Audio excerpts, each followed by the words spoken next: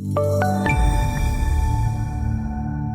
soybeans were a little lower after the election. It really was no help to the market. We were hoping that maybe we would get a little bit of a pop, but I think that everything kind of came out in the wash a little bit as expected, even though there was some surprises.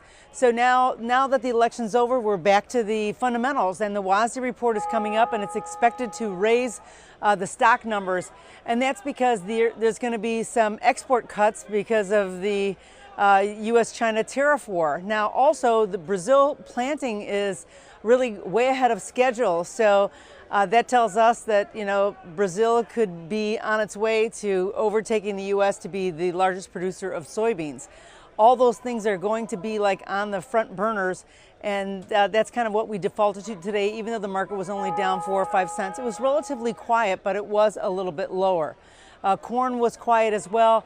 It's kind of like the no news is good news. So we're kind of stuck in a channel a little bit to the high side. So we're hanging on to the prices that we are. The D's contract's up at 373, about like that. I think the next stop would be really 390 if we can get a little bit of a head of steam.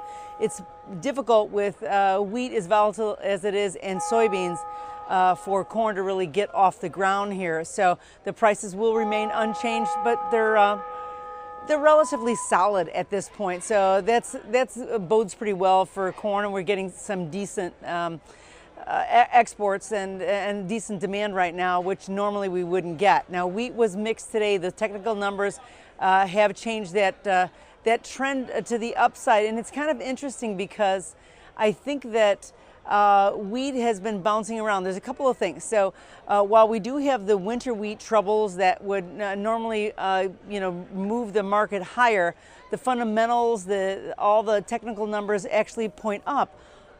Outside of that, everything is really kind of bearish for the wheat market, and Kansas City was off today pretty firmly, maybe 6 or 7 cents.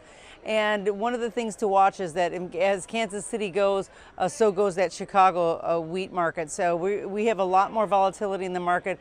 We're not really sure which way we're going to go here, but after the WASDE report will give us a little bit more of direction. So we're going to be looking towards that certainly in these first couple of weeks of November. One thing to also remember is Russia has, really been increasing their exports, and they've kind of been a thorn in the side of the U.S. wheat growers because their prices are so cheap, and it makes it really difficult for us to be competitive.